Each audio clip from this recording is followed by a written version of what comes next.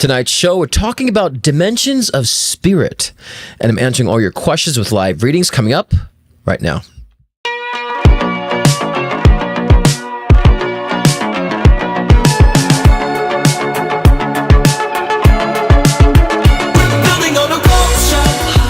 Doesn't look like a Devin or David. David is his name. It's been so spot on. And I don't know if you put it in the side of your end table or not. You like there's something in your end table that you this too. My God, you're crazy.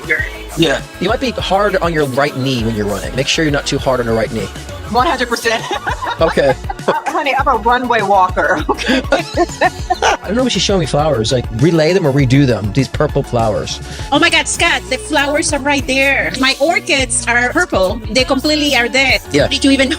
You nailed 100%. everything, every single thing. Listen, everyone, this guy. Tell me something that he told you that came true. Everything he's predicted has come true. I just don't see it. Who doesn't have cancer? It's very possible. Camera's psychic, who first questioned Brooke's cancer. Scott Cruz. Oh, there you know are. his last You name. won. You better question yourself. We're here to bring enlightenment, not confusion. You might encounter negative aspects of self, but that's a freeing experience. Because then they start realizing that they can't think outside the box. And it's if you can't think outside the box, then who's the stupid one here? The solution for me is awakening people to the bull. I agree. People need to stop being deterred by nonsense. You gotta summon the people. I don't just come on here and talk or parrot.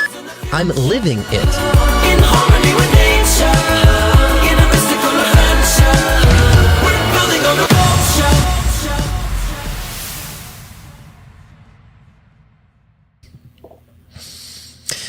Happy Thursday Night Live, everybody. Welcome to the Cruisyverse. How you all doing? How's your all's week been? I don't know if I'm even saying that grammatically correct. How your all's week been? How's your week going? How has it been? I know it's been a very kind of tiring week, or very kind of, I don't want to say cumbersome, because there's really nothing that's been cumbersome in a sense, more so about just sluggish, I would say, as we moved into Taurus season. And so, but I do feel like momentum will pick up, motion will pick up, movement will start, picking up and so forth. But know your boundaries, right? That's the theme of this week. Know your boundaries. Know your limits. Know thy limits. This way you're not overexhausting yourself. And so things will be coming in. The past week and this week, things have been coming in to kind of remind you about maybe things that are just pulling from you too much, as I always say, and things that you need to sever and cut the ties on, or maybe you're just dragging things out a little too much, and that's also causing exhaustion, and knowing you need to kind of get rid of those things, right? And so life is very simplistic. We don't need to overly complicate, overly mystify, or overly intellectualize things, right? Life is very simplistic, and so it's very complex. Complexity is great. Complexity is dynamic. Complexity is wonderful. But we also want to make sure it's still rather simple, right? Letting go, it's simple, but it could be a very complex process of doing so. But we'll see what the collective read has to say, what it says in store for that. So we'll get into that. And those of you who are new, welcome aboard. And so let's see who's Chatty Cathy in the room, shall we? Let's put these overlays on. David Cruz, my father, welcome aboard, Dad. Lily Goddess, hi Scott, excited to connect with you. Good to see you. Welcome aboard. Welcome to Thursday Night Live. I guess I could say it to everybody. Welcome aboard. Welcome to Thursday Night Live. I feel like a stewardess. Hello, welcome aboard. Hello, welcome aboard. Hello, welcome aboard. Here's your peanuts. Here's your cruise nuts. Jennifer Cruz, my mom's in the room. Susan Willen, good to see you. Hello. Horses Trigger Hope, good to see you. Our wonderful mod Nina is in the room. And so if you have any questions about getting a reading in, it's $15 for a card pull, $20 for one question, $30 for two questions, $4 for a live video with me. Please make sure that you follow the instructions in the comment sections, but Nina will guide you. It's Venmo and PayPal links are in the description. For live video, we're going to keep it short tonight too. No mediumship tonight. I am very exhausted today, just to be honest with you. So more readings. The mediumship stuff really drains my energy, especially when it comes to a collective process. So let's keep it simple to reads tonight. Your questions, keep them on point. Please make sure you understand their specific questions. This is not a full read that we're doing here. Those are from my one-on-one sessions, which I do through the week. So I have to preserve my energy for my clients who booked for the week as well. So So keep your questions simple, and that's what they're here for. We're here to kind of offer simple guidance. I've had questions in the past that are just like long reads, and it's like, but I understand where you guys are coming from. But let's help me help you. So keep it simple. Questions are refined and to the point. And for the live video, they will be in the description of when it's time for you to call in. I will email you or actually send you the Venmo link in the comment to the transaction Venmo, which is why I only do Venmo. So those are the instructions. So keep your eye glued to your Venmo, because when I open up to do the live readings, and I go in order, and you'll get the link and you call in. Okay, it's that simple. I try to keep it simple for everybody, right? Brenda Zwett, good to see you. And again, Nina will guide you in the chat. Ketra's Oracle Magic, good to see you. Colette Love, hello. Lisa Cruz, my sister from the same mister, good to see you. Iggy, can't you see? Spirit slid into my DM dimension. It's stupid. Spirit slid into your dick master. Tommy Garassi, good to see you. Yes, it's Scott Day. Stephanie Panahar, good to see you. Horses Trigger Hope says, Scott, you were right. I hope you don't get tired of hearing that. You said that whatever is wrong with my truck is no big deal. Oh wait, maybe you said no big deal. Oh, that's right, no big deal. Exactly. Great, awesome. Good to hear. Abiko, good to see you. Stephanie, good to see you. Chris Strickland, good to see you. Yes, weird emotions. I really totally get that. Just kind of like, I've been somewhat like irritable for no reason. I'm like, what is this irritation? And so it's my spirit saying, take a nap. Go to bed. So I've been listening to that. Took a long nap between clients and my live show tonight. Michelle Camper, I had to get my Impact's appendix. Oh my gosh, Scott, what's going on? My appendix. I had to get my appendix out. That was sluggish. Thanks, Doc. Yes, make sure you're recuperating. Make sure you're you're nurturing yourself too, and getting yourself the proper nutrients in this recovery phase too, as well. And my partner Eric also had to have surgery to work on his esophageal hernia, so he's recovering. So send him good energy too. Those know him. James Porterfield, good to see you. James says you were talking to me yesterday when you were talking about Taurus yesterday on LO. We're talking about me. Kind of. You and all the other Taurus people in my life. So, friends as well. Alma Ford, good to see you. Welcome aboard. I hope you had a wonderful birthday last week. Angie Russell, good to see you. Kayla Thompson, great. I'm glad you're here too. Welcome aboard. I'm glad you're here. Susan Willen, good to see you as well. And those of you who are watching, I can't see. I can only see who's Chatty Cathy in the room. Somehow I have to, make that a lot quicker. And those of you new, I do start with a collective read. I do utilize tarot and my oracle cards to do so. I don't need them. I'm a psychic medium, but I use them for guidance of where to direct my messages. And I like it's kind of more randomized too. Don't need them, of course, but they're just kind of fun, and they take the load off me from being, having to channel all the time. So that's another reason why I use them, because it's nighttime. And then I will get into the topic, dimensions of spirit. We'll keep that simple today too. And many people have different, perspectives or don't understand the different aspects of different types of spirit, right? And so we'll get into that as well. Okay. Let's shuffle these cards and see what the picture is for this week. And usually I do these reads week to week. Sometimes it's just whatever message you have to hear. If you missed last week's live, I would encourage you to rewatch it. Comment, subscribe, like. I sound like a YouTuber now, because there's a lot of good information in last week's live. I feel like people need to hear and kind of play on a repeat. So if you missed last week's live, please tune in and rewatch that stream, because there's a lot of information that comes out week to week, and I'm always trying to bring something new out each week. But then I realize sometimes there's a message that just needs to permeate and marinate for a while, and I think last week's episode is one of those things. So we could say timeless, right? Okay, let's shuffle these cards. And they're clunky today again, and I'm just kind of annoyed by that. But they're clunky for a reason, because they're coming out with good information. Okay, and now I understand why with this collective read, why this topic was inspired to me. So.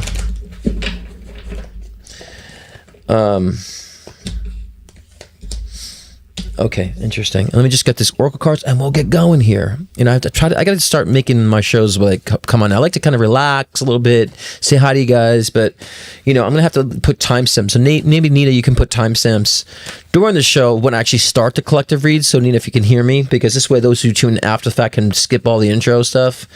Maybe we can start doing that, because I spent like, how many minutes in now? Like 10 minutes in. You believe this? And I'm not just now starting the collective. Yeah, we're going to have to timestamp. There's a collective read, live readings, all that stuff. This way people watch back. So, okay. Love it. All right, let's get started here. 1 second. Tune in. Okay. First card in this position, Wheel of Fortune card. New cycle. Now, let's not be so cliche about this, too, because a new cycle means the tides are turning. Because when I pulled that card, I heard tides are turning. But with the High Priestess card next to that, it's all about your intuitive energy. The High Priestess is that mystical, witchy energy, right? But I always say it's my intuition psychic card for people that I'm reading. So the tides are turning now to we need to be utilizing more of our intuition. We have to like dive deep and say, I know I got intuition, but am I utilizing it? Am I considering my intuition? Because intuition is the true guidance that you're looking for. Many people say, are there messages from my spirit guides, or am I missing anything from my guides? It's like you're missing your intuition, because your intuition is the gateway to access spirituality, access spiritual dimensionality, actually, right? And so your intuition is a gateway of understanding your soul purpose, what you're trying to tell yourself, what you're trying to direct yourself to do. And your intuition is a gateway to other spiritual connections, that be spiritual connections of those in physical reality, because those are in physical reality with us. We can still be telepathically in tune to them and send them messages, and they can receive it or reject it if they choose to. But you could still send signals, and that requires you to be in tune to your intuition, to feel things out. So intuition has so many different complex layers to it. There's different dimensionalities of intuition. So intuition can simplistically be that, one, you're in tune to like how you feel and what's going on around you. But two, intuition could also be expanded to psychic awareness. So you understand what other people are feeling, which is empathy, what other people are going through, where they're going, and then also with the collective aspect that can expand to understand the layers and dimensions of the collective and how that is, transforming and evolving or not, right? So there's different levels that intuition starts with the core of self, but that is your gateway to accessing the 5D, 6D, 7D, information that people want to call that, the higher dimensionality of spiritual information, soul information. But the tides are turning now, where it's really requiring you now, because of the massive density that we have right now in our collective, it's required that you tune into that aspect of perspective of your intuition to be able to navigate through the density, right? Through the sluggishness. You're not going to get it on the news. You're not going to find it on YouTube when you're finger fucking that screen, as I always say. Right? You're not going to find it on the advertisements. You're not going to find it on the manifestation courses that are telling you to like look up to the skies and hope that you thought about something and it came to manifestation just because you thought about it. You're not going to find the information there. You're only going to find it within yourself. And so this is why meditation is rather important. Not because, meditation is going to somehow break down the lines of spirituality that, oh, I sat in silence for 5 minutes, nothing changed. That's not the point for meditation. Meditation is allowing yourself to sit in stillness and quietness so you can hear yourself. So a lot of people say, I can't meditate because I just can't stop thinking. Good. Observe those thoughts. What are they doing? What are they saying? Are they out of order? And what are the consistent patterns of those thoughts? Because the consistent patterns of those thoughts that you're watching and observing while you're in meditation stems from one emotional energy, one focus, right? So if you have a fear of losing in life, that fear of losing, that perspective will generate so many consistent creative thoughts about how you can lose in life, how you can lose relationships, how you can lose your job, how you can lose money, how you can lose your health, how you can lose your hair, right? Always in the disempowering factor, because fear is all about the disempowering to look about how it can be empowered. And so you have to understand, so when you observe these thoughts and consistencies, like, I'm actually stuck in the fear of losing. Why? Because there's a spectrum of possibility, as I always say. The worst of the worst, the best of the best. You want to keep it simple. But there's also, from the worst of the worst, is also graduation that goes into the best of the best. So where do you sit in that spectrum, so to speak, of the worst of the worst to the best of the best? Why are you hovering over here in the worst of the worst? because you're not giving yourself more opportunity, more probability, more possibilities. And that is just being irrational, because life isn't just one note, right? So if we look at even the wavelength of energy, it's up and down. It can fluctuate, can go this way, but each up has a down, each down is up. And so we want to make sure every down moment we have in our trajectory is higher than the last down, right? So we're always evolving. But there's never just like that's flatlining. Just one energy. Just flatlining. So you got to give yourselves more of a perspective, be more rational, saying that there is more options, there's more possibilities than the loss energy, than the deprivation energy. And this is why your intuition is key and the gateway to understanding the true essence of where you're coming from and your previous incarnations and this lifetime, where you're at, and the reason, the purpose of where you're at and where it's going.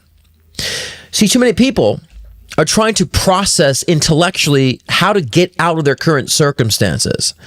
And that intellectual processing in the brain is not reliable. Do you know why that logic is not reliable? Because whatever you have it formatted in your brain, your intellect, is based off your past experiences and or the things that you have or have not resolved.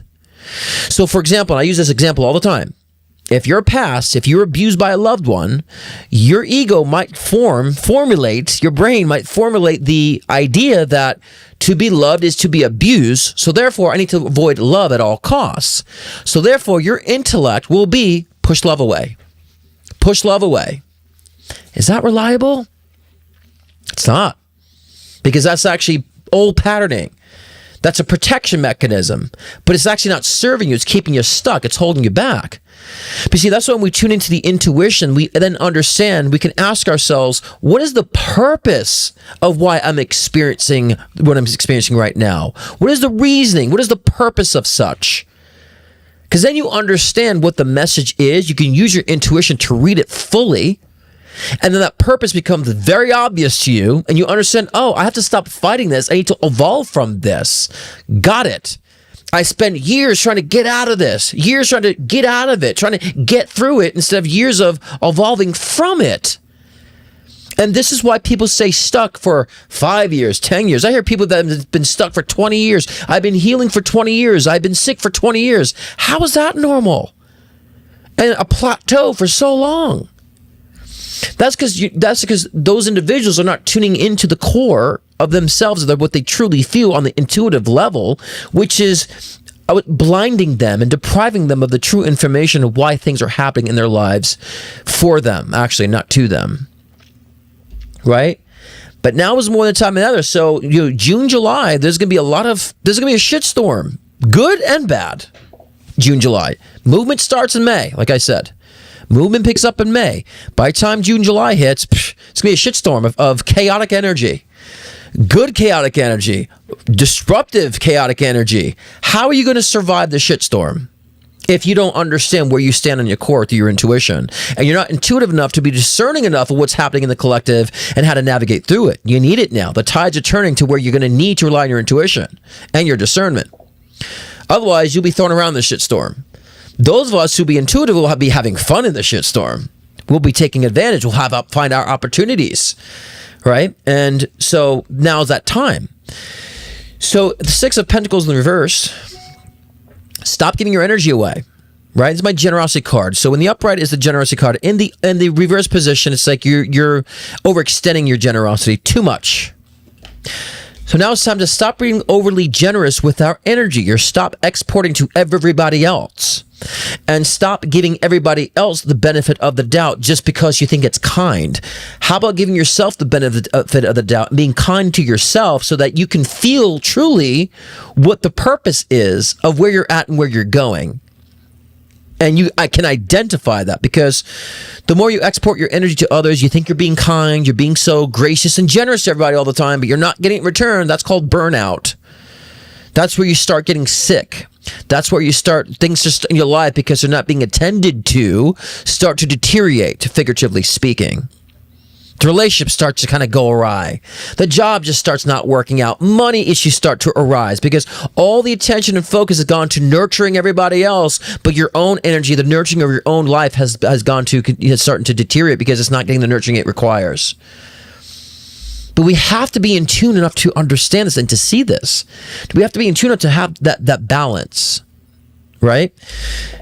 Fool card is all about new beginnings, right? And so in this case, for things to start anew, we got to understand the recipe of what currently where we're at now. What recipe? What are the ingredients that made the current circumstances what they are today? And then how can I put that into baking that into turning into something wonderful? How can I turn it into convert it into something that's delicious, so to speak, right? Turn it to something that's very palpable in a positive sense, where it's emotional for me, where it's creative for me.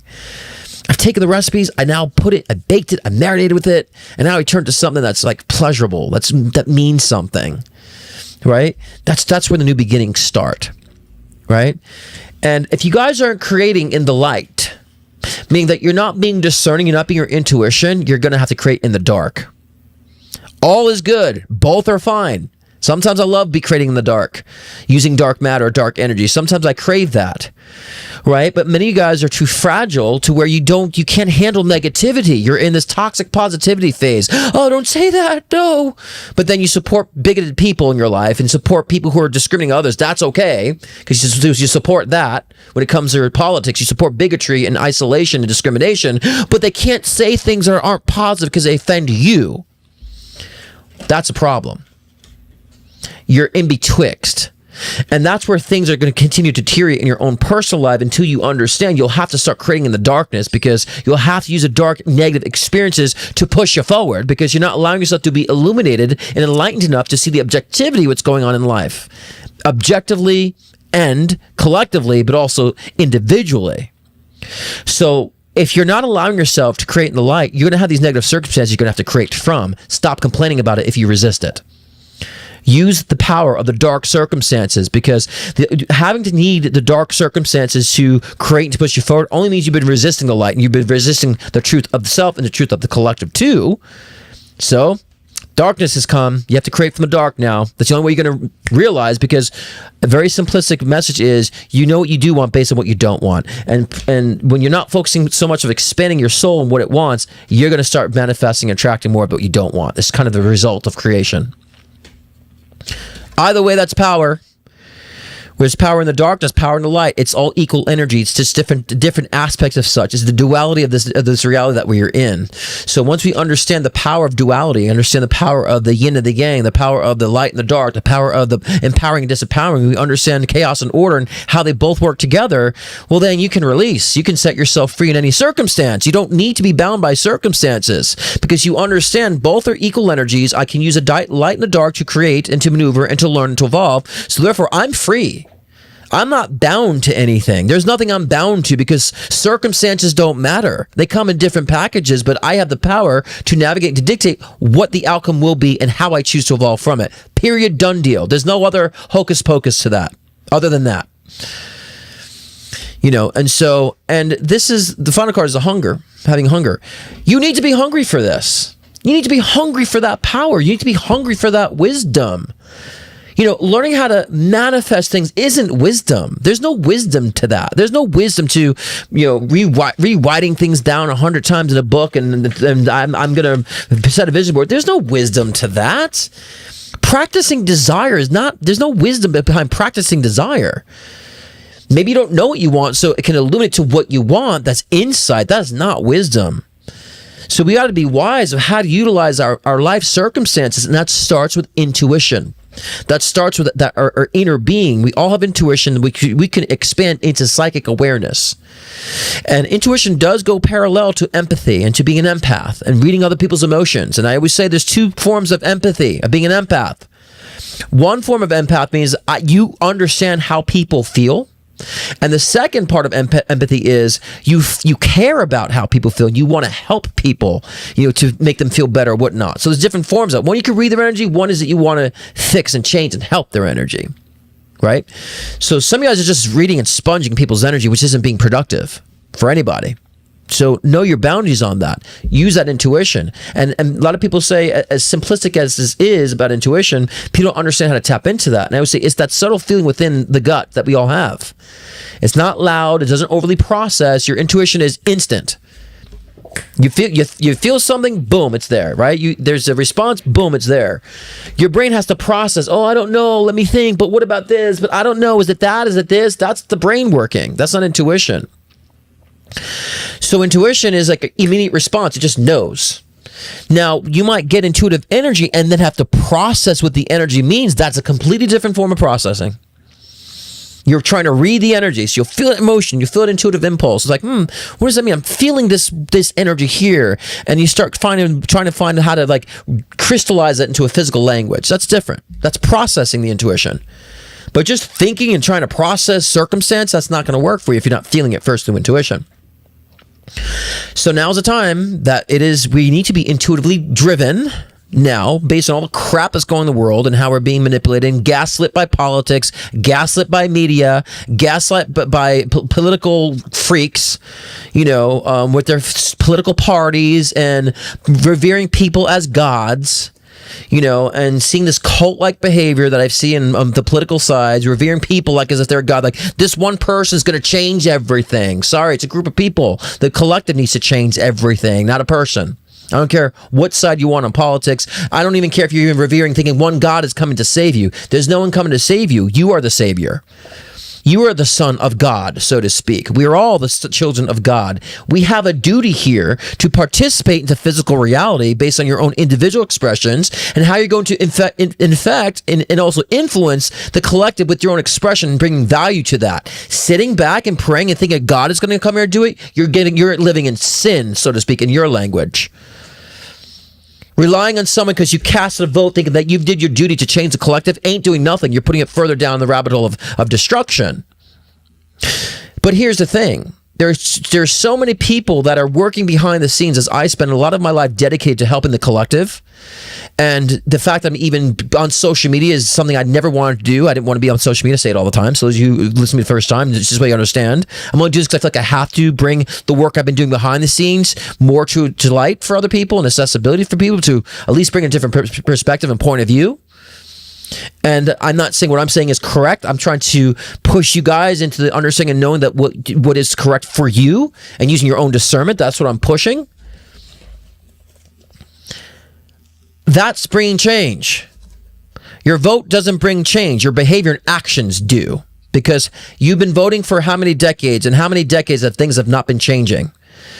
The things that brought change are civil riots and people who come together and they protest and they bring change. They speak up. That's what's brought change in our world.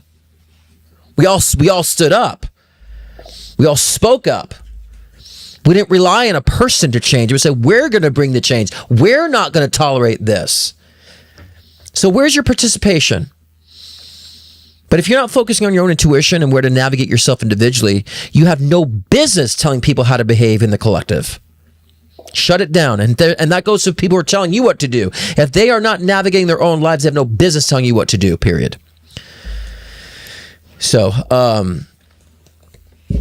who hates God, Alma? Who you saying you feel who hates God? Who's saying you feel like he hates God? Who's he? Who are you talking about hates God? Clarify, because I want to know who you're talking about, because you better not be talking about me, because we are extensions of source energy. We are God in the flesh. We are God in the physical form. So I don't like the word hate, anything of that nature. So no, I don't. What I do not like is organized religion that pretends like they're giving the example of what God is, what God is not. God is not discriminatory. God is not limiting. God is not judgmental. Okay, so that is not God. That religious format of God is what I preach against. Period. Done deal. And so God is God is the wisdom. That is the source of all good, all bad. This is a perfect question to lead into my topic of dimensions of spirit. God is all that is what God is. And so we are extensions of such. And God does not know who it is unless it has the duality in our own physical experiences to understand what is eternal and what is infinite. So we help the God energy identify more of who it is and create an eternal experience of life and experience, because what? Because we are living our own individual lives. Right? So, Alma, I thought you were mad at... I'm not mad at God. Alma, where are you coming up with that? No, I'm not mad at anything. I am very zealous about people who play God. Let's get that straight. Okay? People who play God through the guise of religion, people who play God through the guise of politics, that's a no-no. Okay? And that's what I'm talking about. Let's be very clear here. God does not sit judging people and discriminating people. God needs the evolution of life to continue. The beauty of dynamic we have of life in this wonderful contrasting experience is the God energy that we have. God is the yin and the yang. God is all that is. And people say that, what is all that is? All that is what God is. So therefore, no matter what you're going through in the negative experiences, there's a purpose, there's a reason for your soul expansion through that.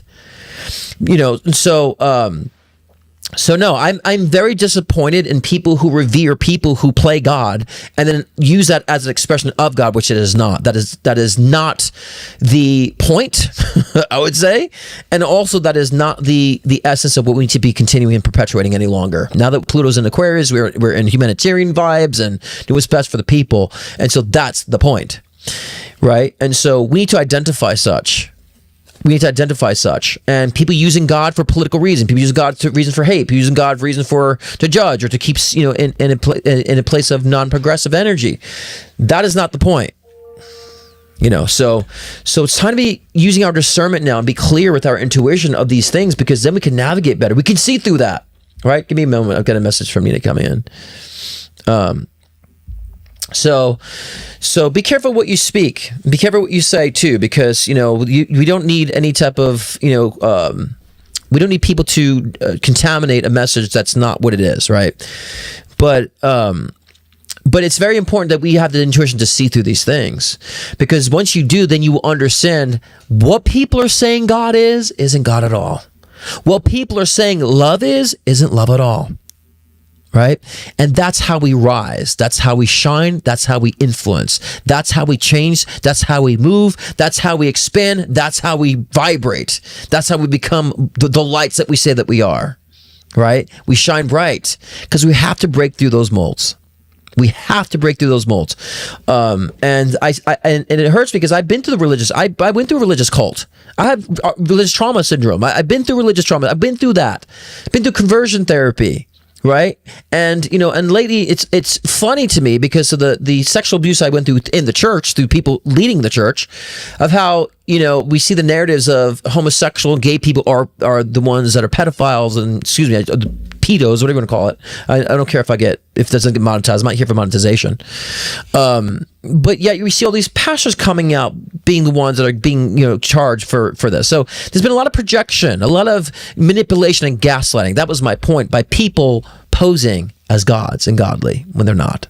Okay, use your discernment, guys, because what the God energy is comforting. The God energy understands where you're at and understands where you're going. It's not judging you for what you chose to experience, because the God energy knows you're growing from those experiences. Okay, that's the God energy. That's the intuition. That's the source within. That's where psychic ability manifests from. Okay, and so and part of that, we have to be loud and understand this distortion that we have around. Right? We don't want no PDF files, right? But anyways, yeah, you're allowed to ask questions, but again, like there's no one saying you. And just so you know, I talked to Alma outside of this, right? So Alma and I have communication outside of my lives, so we do talk. So understand that too. Corey, that I'm responding to Alma based on our conversations outside of the live shows that we do privately, because we have this issue, and we talk. Alma and I do talk personally about religion and so forth. So please understand the context too about that. And so everyone's allowed to ask questions. Please ask questions, but understand too, like the words hate or judging someone is something I will stand up and be very passionate about, because this is coming out of love, right? Anyways, let's talk about the dimensions of spirit now, the dimensionality of spirit, because there's so many different levels of spirit that we can talk about, that we can access. The one being intuition, right? That's very important. But we have soul consciousness. What the core of us is a soul. And so our soul will go through different lifetime experiences for the sake of growth, right? For the sake of expansion. That's beautiful. right? I get excited when I talk about soul evolution. I love it because when we understand we're here to evolve, we're here to screw up, we're here to get our hands dirty. That's fun because then we don't judge ourselves. Like, oh, I'm going to experiment here. I'm going to try this out here. We could be more conscious if we're like going off on the deep end or not. But we're not judging ourselves. We understand that's how we're finding our power. That's exciting. So our soul is evolving. And it needs experiences and needs challenges so it can expand. And so if you understand expansion means that you're broadening perspective on things. When you broaden your perspective on things, wisdom manifests, right? You gain more wisdom. You understand how things work. You understand why things are connected. So that's the core of our soul, which is extension from source. Now, the soul through each incarnation manifests and generates a spirit version of each incarnation. Right? So when Scott Cruz dies, which is never, I'm kidding. When my soul finishes this physical life, it will generate a spirit version of Scott Cruz. And then so that spirit version can always be accessible to like a mediums or those who, if I've passed on and those are still physical, they can interact with my soul version. But the soul version are still connected with the soul version, right? There's different dimensions. So that spirit version will always remain whoever decides to channel or keep that spirit alive, so to speak. And then those who don't channel that spirit version or revere the Scott Cruz spirit version, it will lay dormant until whoever can discover and find and can pull information from. But the soul will continue moving on. The soul will continue having expressions and experiences and so forth. Now, as us in soul incarnate in physical reality, we can access, like I said before, different spirit versions of those that we loved. Right? We can access it. So that's one dimension of spirit is those that we loved who lived in the physical world. And so we can access their spirit even though they passed on, their soul moves on, so to speak. But then we have all their higher dimensionalities of spirit connections, which is also what we call ancestral connections. I call those spiritual connections from previous lifetimes. Right? And spirit guide connections as well. That's connected from other lifetimes that are not incarnate in this physical lifetime, but they're ancestral. So we can use them and pose them as guides too. There's that level of spirit guides we can connect to as well. And sometimes those that we love in spirit can merge into playing as a guide, a role of a guide, right? So we have that level of dimensionality of access to when it comes to our guides and loved ones in spirit. But then we also have spiritual archetypes. Some we can call it angels. We call it demons, right? Or ascended masters, so to speak. So say Yeshua is an ascended master. So it's someone who it's a consciousness that's evolved through period of history through so many decades, right? And centuries, I would say. And so that becomes an ascended master to where now that actual consciousness is embedded in the collective, in reality, so to speak, right? So that becomes a very powerful soul, powerful spirit, powerful influence, right? Just like many other, like we have Archangel Michael, Archangel Raphael, Archangel Ariel, right? And so we have all these different archetypes have be resurrected, and also all these other spiritual, I would say, entities, or I guess I say spiritual role models, but spiritual archetypes we could connect to. Different levels of angelic beings, domains, I was going to say, because I say domains instead of, beings, because to me it's just a spiritual domain. But we also have demonic, entities as well. The misconception about the angelic realm, demonic realm is they think that one's here and one's here. It's like, no, they're actually on the same plane. The angelic realm and demonic realm are on the same plane. And if you want to understand that angels and demons don't mean good and evil. It means light and dark, but light and dark doesn't mean good or evil either. It's almost like a two-dimensional being looking up a three-dimensional being saying, oh my God, the divine feminine is evil and divine masculine is angelic and good, right? It's like saying the duality is bad. One of them's bad, one of them's good. It's like, no, the angelic realm is of divine masculine energy. And that is about protection. Right? It's about warrior fighting and protect, and I always like to say protection because it's protection without reason. It's just, I'll protect you because I love you. Right? No reason. But the demonic realm and energies and the archetypes, there's a lot of different, so many, there's like 72 Goetic demons that, do possess different aspects of wisdom, and they want to teach evolution. And they'll do it through pain. They'll do it through anything that you need to push yourself forward. We're always working with the angelic and demonic realms all the time. We're not supposed to separate from one or the other. They both work in harmony. Like I said before, the darkness is what we call the divine feminine, is the demonic realm. That's divine feminine. It's a very nurturing, evolving energy. And sometimes in order to nurture someone, it needs tough love. And so what you might define tough love in the physical form is different than tough love in the spiritual form.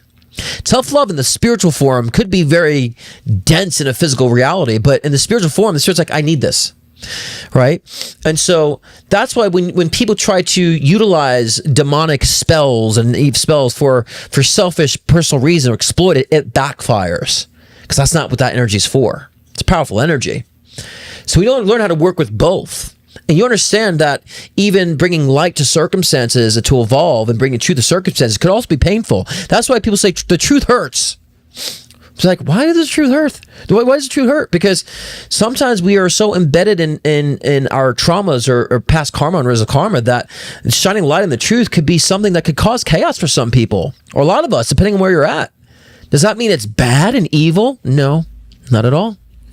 So we have to understand the angelic realm and the demonic realm are in the same plane. They're just different shades of the divine feminine, divine masculine. That's what it is, and they're there for different reasons. And again, and the demonic realm will teach you lessons that you need to learn in order to progress and to accelerate your evolution, actually, than just being protected all the time and being saved all the time. Sometimes you need to be pushed into tough love. Now, many people misconstrue the demonic realm with like demons, like that are like possessions and so forth. I've been through possessions. I know what it is. Excuse me. These lights always congest me. Possessions is really from the soul being in contempt. Now, when I went to conversion therapy and they were trying to like pray the gay out of me and pray the mysticism out of me, as they were also molesting me at the same time behind the scenes, my soul was crying because it was in captivity. They were trying to change and inflict my soul. So when they were doing such, I was like, my soul was like trying to fight that. It's like, you're not taking possession of my soul. You're just not. And so that's one part of I would say possession is when someone is trying to infiltrate your soul and you're trying to fight back on that. That was my experience. But another experience is there are parasitic entities that people call demonic. Parasitic entities will infiltrate a person who is very weak-willed or ill-minded or very susceptible or very impressionable mind or soul, and that parasitic entity can intervene into that body or into that consciousness of that person and will kind of like take control. Right?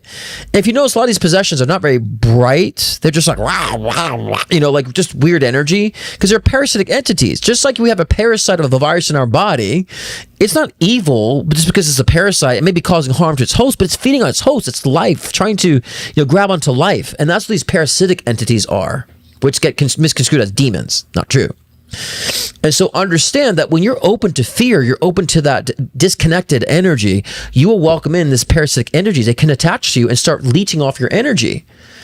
And many people have been so disempowered that sometimes those parasitic energies just like try to feed on that life altogether, and the person loses their connection to their physical and their consciousness. So we got to be aware of, like, if you're impressionable and you're so much trauma and pain, that you want to make sure you keep yourself free from that. That you're not giving into all that fear, giving into putting that power, because in a sense you're giving that energy away when you're in powerless state. Those parasitic entities will feed off that, and especially if you have abilities and you're doing that. Oh my gosh, those abilities, they will come around you and try to scavenge on those abilities too. That energy, that mystical energy, and so.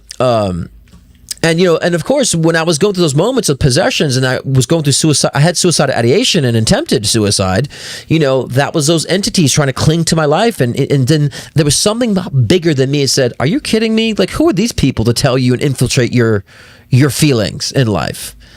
Right? And I'm like, yeah, who are these fucking people? Like, who are they? Like, if they are happy and they're in love, wouldn't they be encouraging love and happiness, not trying to pull from me and take from me and change me and molest me, both figuratively and physically? Right? And so there's an intellect inside of me that like put that light bulb on and always deterred me away. Right? And I always knew that there was a purpose. And I always heard the God voice, Yeshua's voice, saying, these people are crazy. These people do not represent me. I heard it clear as day, and I never forget when I heard that they don't represent me, and that was a big eye opening for me, And so, and that's where things really changed.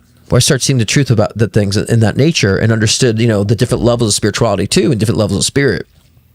So now we also have interdimensional beings. Okay, now this is where, and when people question about ghosts and stuff, right? I will start with, when it comes to supernatural in the physical spaces, I grew up with a poltergeist, okay? And poltergeist energy is, one, a combination of hardcore residual energy and someone who has abilities that is going through some sort of trauma. I had abilities going through trauma, and we lived in a home where the person died in it, and it was built on an Indian burial ground, just like the movie The Poltergeist. So there was so much activity, and I was sparking that, and through the trauma I was experiencing, it was lashing out on the person that was inflicting it. So, and that's what a poltergeist is. It's just a noisy spirit, but that was also, it's a combination of the physical location with residual energy, as well as the trauma that the persona ability that's possessing in that location too, that's creating that energy. Right? And there could also be those involved who also have abilities I don't know are also infiltrating and influencing that as well. So when people see ghosts or ghost activity, there are two reasons for that. One is residual. There are physical imprints in the energetic realm, dimensional realm later upon this, the fourth density, that are imprinted, just like a footprint in sand. And so if there's a lot of heavy energy in a location, death, tense energy, that will cause disturbances in the physical location because of those imprints. And if people walk into those spaces and they relate to fear, they can amplify and crystallize that energy into a physical, vibration, to a physical expression, sound, audible, movement. Because if you think about hauntings, it's not very bright. Okay, a door shut. Is that really intelligent? What's the point of that? Okay, like something moved when I wasn't looking. Why is that? Right? If spirit's more intelligent, they're not bound to a physical space, they'll do something more intelligent. But that's residual energy that still is lingering because of the past, and also those involved with the physical spaces amplify it too. Why is it always hospitals that have these energies, right? Where people die all the time, right? Cemeteries or these places, because that residual is still there. And yes, we can also take that residual energy and use it as an access point to channel the actual spirit of the person. And we can help resolve any unresolved too from the spirit that's still lingering, or the residual and the residue that's lingering from that the life of that person too, right? So there's so many complexity of that. Now another aspect is when we think we saw a ghost or a being, those are interdimensional beings, what we can call aliens, but they're interdimensional beings that can access different dimensional realities. And they can be, maybe I would say, invisible to us, to our eye, but those of us who have certain abilities, we can catch that in a moment when they're lingering around. So there's also that, where there's interdimensional beings that are lingering and walking around in our world too.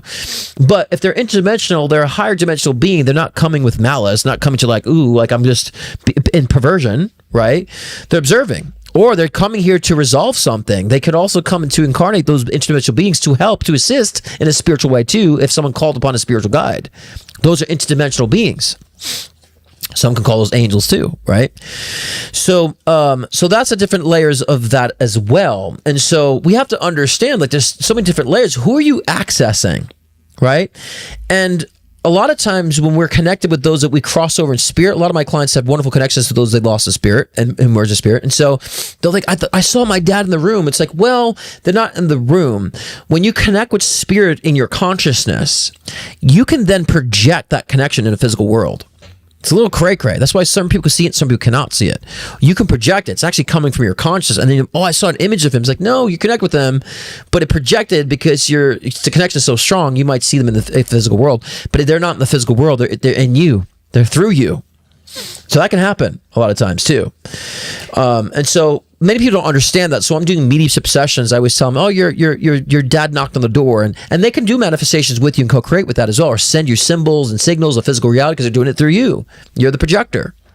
So it's still a connection, right? So now that you understand the different dimensionalities of spirit and domains and all that stuff, where are you hovering in that? Well, we're the soul. We're the driver of the show. We're the ones, the receiver, the directors. We can call the shots. We can maneuver and tell a spirit to get away, to come in, to invoke one, to push it away. We have that energy and that power to do so, right? And so when we understand that, we can access, hey, I need guide from my ancestry. I need guide from my loved one in spirit. I need guide from perhaps an interdimensional being, from maybe an archetype. You can get all that guidance. And once you understand that. But at the end of the day, okay, your soul knows all, because your soul is connected to all it is. And all it is what we call the Akashic records, right? All it is all the information, past, present, future, and everything that you need to know, understand the constructs of. We're connected with that wisdom and knowledge. So we will get the information that we need when we need it. We won't get it all at once, but we can definitely channel certain things we've actually accomplished from our past incarnations, which is all that information is embedded in our DNA. So you can sure bet you can have past life regressions illuminate those past skill sets and talents, or even those things that have been unresolved, and handle it in this incarnation and use it as power. That's the magic. But first, start with the soul. Start with the intuition. Start work with your intuition. Start work with your psychic abilities and psychic awareness and your discernment first.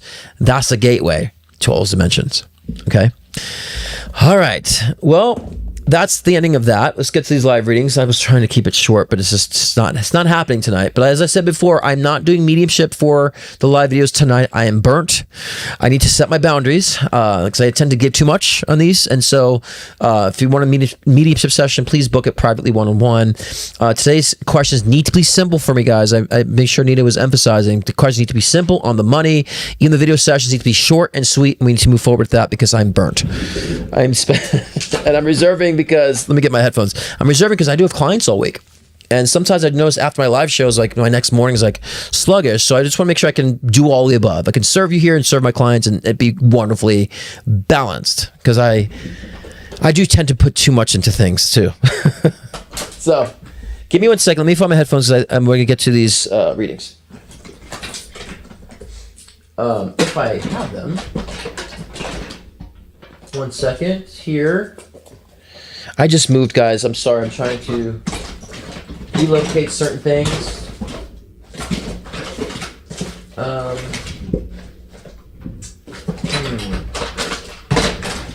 Sorry, guys. I'm trying to relocate things because I moved and I can't find some things. Bear with me 1 second. Ay, don't you hate that when you move and you put things in perspective in order?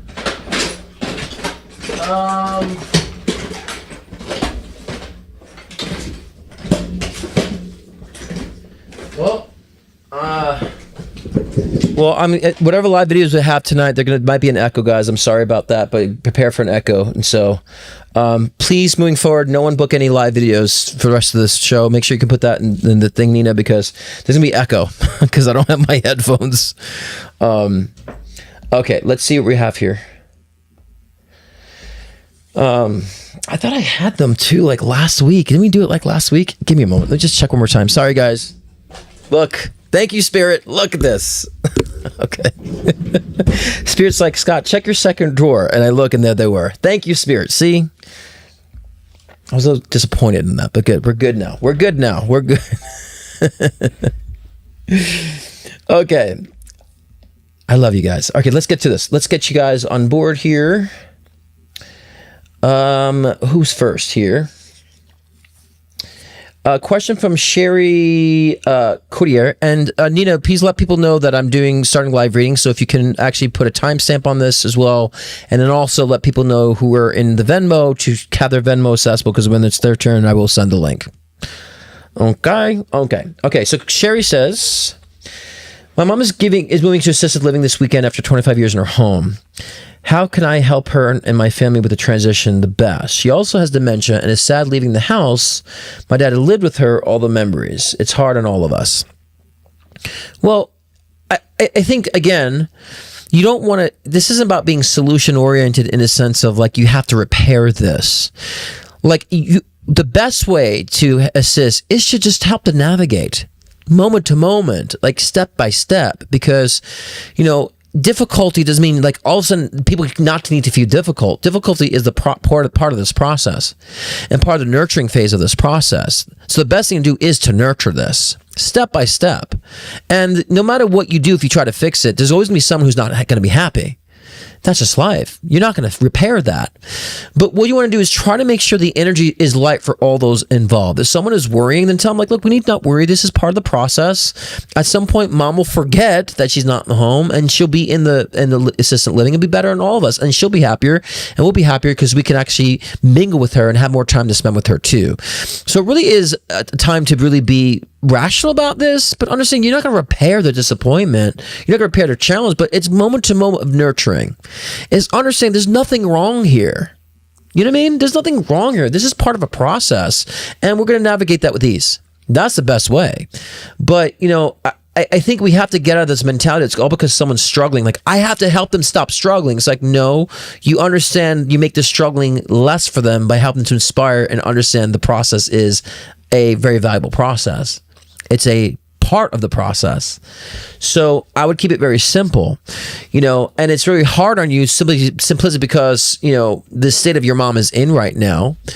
But, you know, the state that your mom is in currently is, again, there's going to be some resistance no matter what, whether she's in the location or in the location, there's going to be some sort of resistance. If there's any sort of change, if there's a change of a meal, there's going to be some resistance. So I would say you're not going to eliminate the challenge or complications, but you definitely change how you're experiencing it and make that a lot easier for all that's involved, you know. So, but I think, you know, I do feel like she will get comfortable when she moves into a new location. I feel like in time she'll get comfortable, get used to it. And I feel like once that you nurture that process and take it slowly, and it's okay, we're going to figure this out, all will be well. You just have that nurturing energy. She's in that home. Guess what? She'll get used to it. She'll get comfortable. And she won't remember that she moved. She's like, this is her house now. And so, and I don't mean to be comical about this. I would say with dementia, that gives you a lot of flexibility too to make change, because they'll forget. They won't remember it anymore, right? And so what you want to be doing is bring those memories into the new location. Bring those pictures in the new location. Surround her with those wonderful memories in the location, right? Make it vibrant in the new location, right? This way the deprivation no longer lingers, okay? All right, so we have Stephanie. If you're by your Venmo, please, I'm sending you the link right now. Actually, I have to copy and paste it. Bear with me a moment. I'm so happy, by the way, I found a new stylist here in Reno, or here in Reno. I'm in Sparks, but Reno. Because I was like, oh my gosh, what if I can't find a good stylist that does well? And so I found a wonderful girl. She's like in her 30s, but she's really good, experienced, but she's like knows what's like trendy and stuff. So I found a wonderful stylist, thank God, for my new hair. So off topic, as I'm copying pasting here, as I'm multi-focusing here. That was my highlight of the past week. I'm like, I found a good stylist for my hair. Y'all know what I did with my hair, so. All right, Stephanie. Well, some of you do, and some of you don't. Well, you have to go back and watch some shows to find out what I did. And if you can't tell by the differences of my opening, geez, some of those fucking styles of my opening, I'm like, what the freak was I doing? Stephanie, I am sending you the link, and so we'll keep this short. Stephanie, keep it. If you can help me on this, Stephanie, because I know you know me. Be more boom, boom, boom today for me with the question and effective. I'm gonna be quick, but very more effective than not, right? Because my guys are telling me, Scott, preserve your energy. Scott, preserve your energy. Scott, preserve your energy. So it's not you, it's me. That's right. That's a breakup, right? It's not you, it's me. So I'll wait for that. And while I'm waiting for Stephanie's, then we have Felicia next, and then we have another live after that. So Mandy, be on deck. Felicia says, would the cabin trip be safe? Would bring us together? Does my father help me when I ask for help? I don't know if I understand the question. Would the cabin trip be safe? Would be safe? Would it bring us together? Okay. Okay, I get the context you're saying. The cabin trip going to bring us together. Would it be safe? Is it?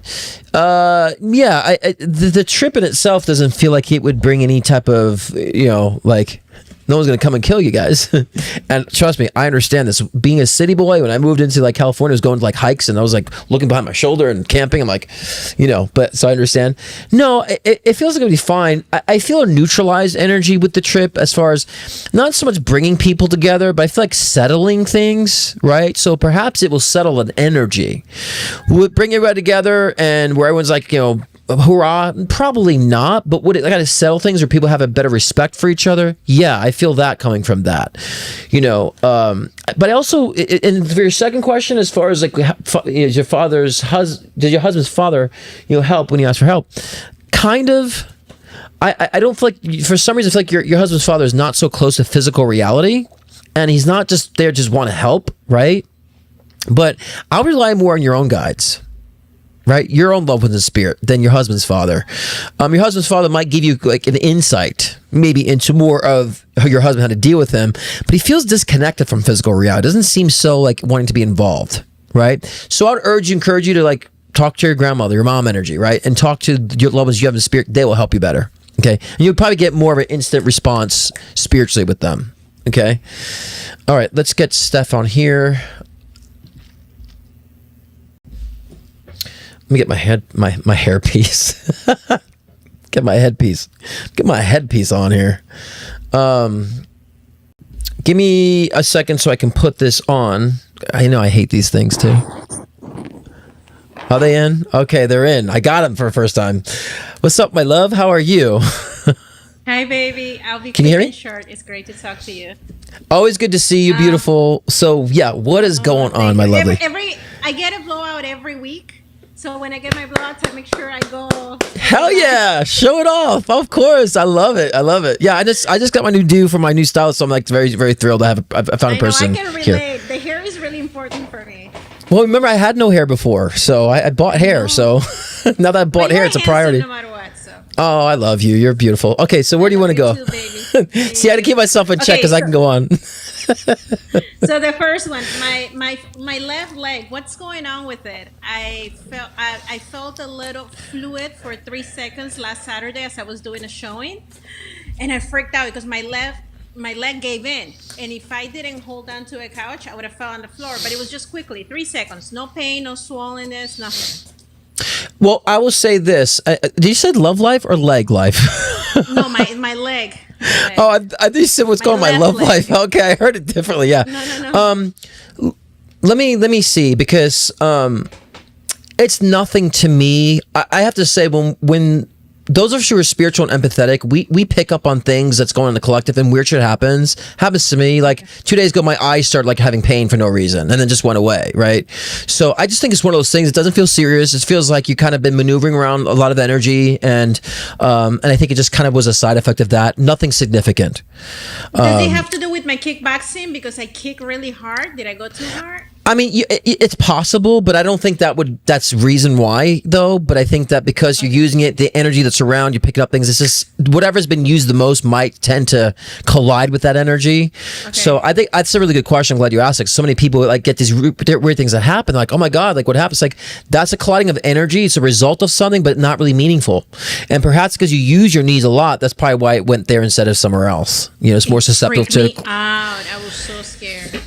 I mean, anything with my eyes, I'm freaked out about. So when I'm just like, what's this pain with my eye? It feels like a scratch, but then I realize it's dry eye, and then I'm like, that goes away. I'm like, okay, and it came out of nowhere, you know. So it really feels like that to me. I will never forget. My mom said this. My mom did this one time, and my mom's healthy as you know, and she goes, Scott, sometimes when you just over 40, just weird things happen and just go away. And I'm like, you know, it's true. I've noticed that something comes in and may seem like it's serious, it doesn't goes away. That's the energy with this leg thing. So it doesn't feel it's severe. Yeah.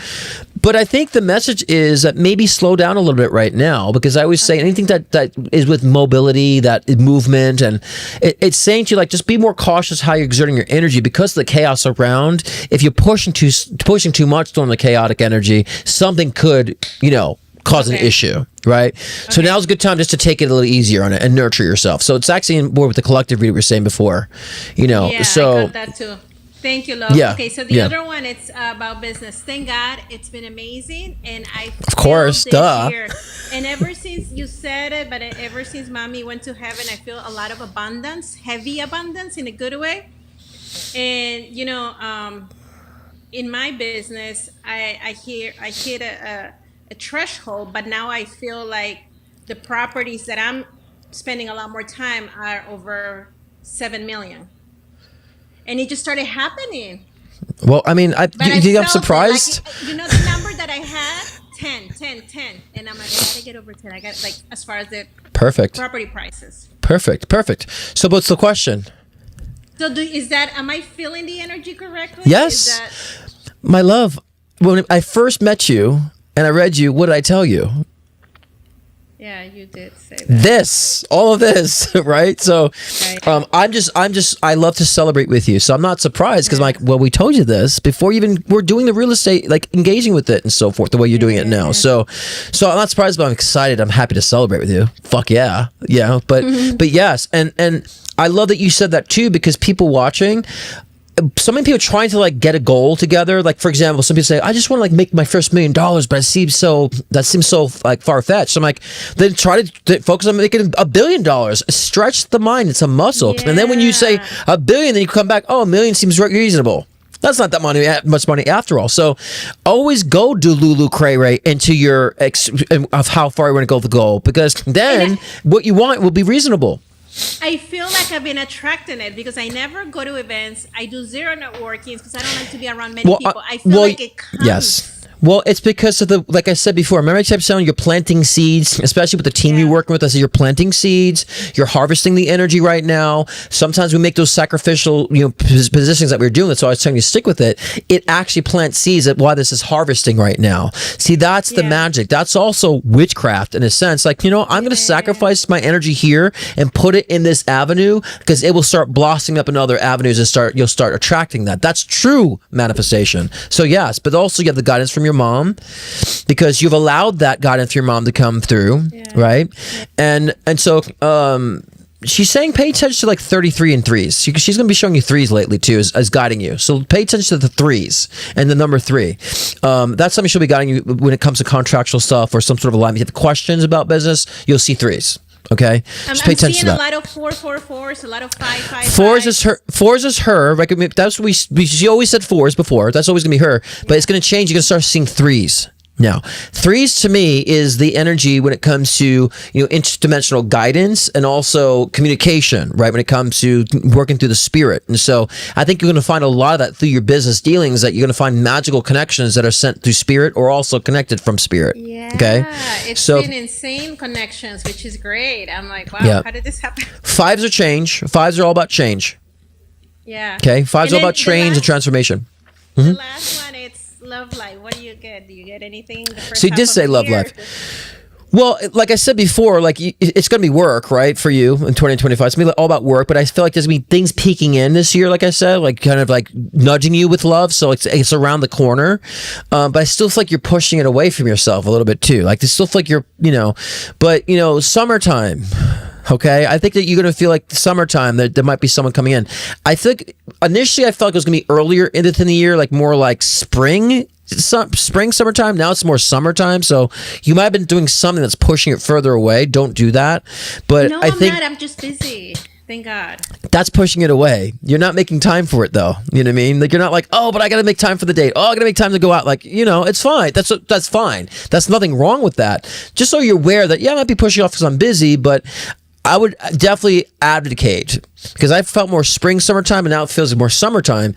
I would advocate for summertime that you say, I'm going to make space for this energetically, because I feel like that's where things might be coming in for you energetically for love in the summertime. Spring, summertime, it could be in the cusp, depending on where you're at, spring, summertime. But that just, for me, the spring, summertime always felt to be in this year where it starts blossoming. The love connections and attraction. Yeah, listen, baby Chai and I have busy schedules. My dog. I know. Trust me, I know. But you're gonna have to make space for it at some point so it can come in. But that's why I felt like this year. That's why I felt business was always gonna be first, so you can solidify it. Yeah. And then when you solidify it and you have this momentum, this new momentum down, then you're good. Then you understand the space you have to invite love in. It'll balance out. All right, I love you. Don't give too much. I appreciate you so much. You're amazing. And I love hearing the wonderful progressions of that. So you're doing amazing. Keep going on. Your mom loves you. Thank you, baby. Love you too. Bye. Bye, love. Bye. Okay. Always good to see Stephanie. That's whenever I say Stephanie Panahar, that's Stephanie there.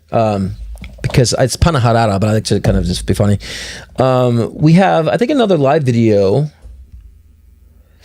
That was more of a check-in, and I love the check-ins with Stephanie. And I'm always gonna be her cheerleader. For Mandy Longo. Okay, so if you're by your computer, whatever, I'm gonna send you the link now. Click on that. If you're on whatever device you're on, it will be able to go on with that. So I'm going to do the comment right right now. Bam. Okay, it's in there. So when you're ready, chime in and we'll get you on. And I'm going to do a normal question first in the intro. Okay. I'm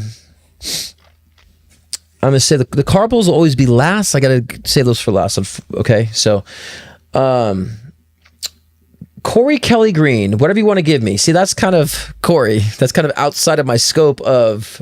Can you refine that with a question, por favor? I kind of started by saying I'm exhausted. I need the questions to be specific. So, Corey Kelly Green, please provide me with 2 questions, por favor. Okay. Or normally I possibly would do the generalizations, but that's not for the live shows. That's more for like a one-on-one session. We have time to. Please refine the question, Corey Kelly, and Nina, if you can get Corey Kelly to give me 2 refined questions, that'd be wonderful. And that's perfectly formatted for the timing of a live show. That would be wonderful. Okay. Because I did preface, maybe you came late. I prefaced before that I need the question to be specific, simple. I feel a little burnt. I have to manage my energy wisely. And so I need to be very simple on the money. So that's more of a long-term read. So help me on that with Corey Kelly. Need to see if you can get her to do 2 questions. And here's Mandy. Perfect timing. She's coming all in. Look at that. Isn't that amazing? Okay, let's put it here. Okay, let's add her in here. Okay, hello. Good afternoon. Good evening. It's evening now. Corey, correct? Can you hear me? Are we lagging? Hold on. Let me close the other one. There we go. Okay. Hi. Hi there. Can you hear me okay? Yes. Perfect. And we're not lagging. Awesome. So what's your question would you like for me to tap into for you today?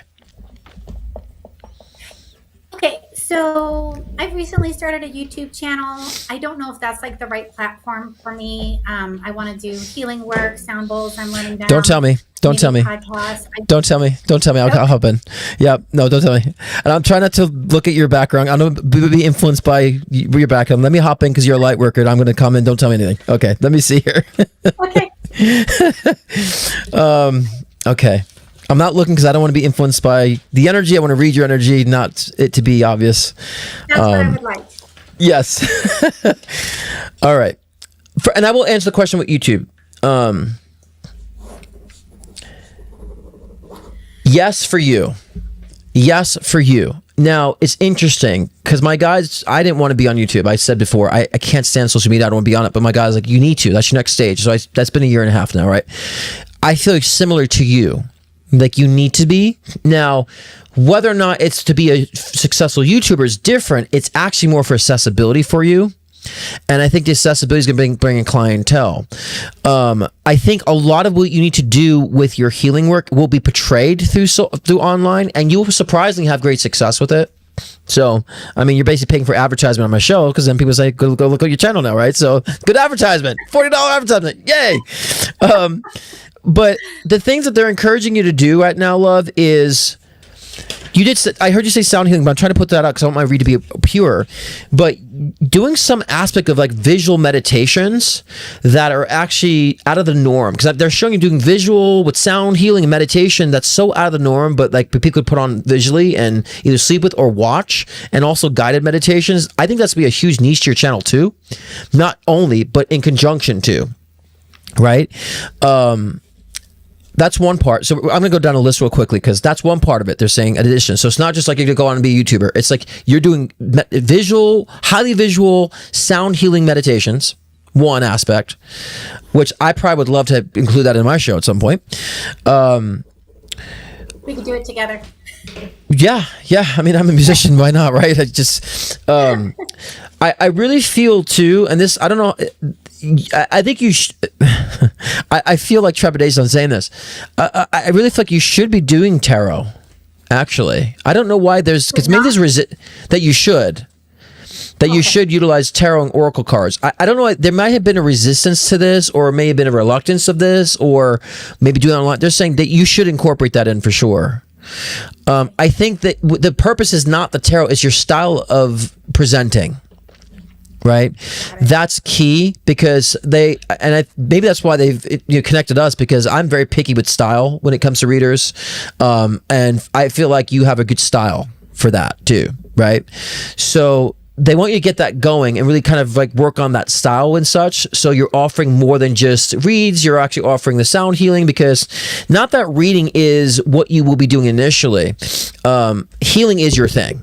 Reading is something that draws in the healing part. Right? Oh, someone click your card, and they click on that. Oh, but she's a healer. I need the healing. Right?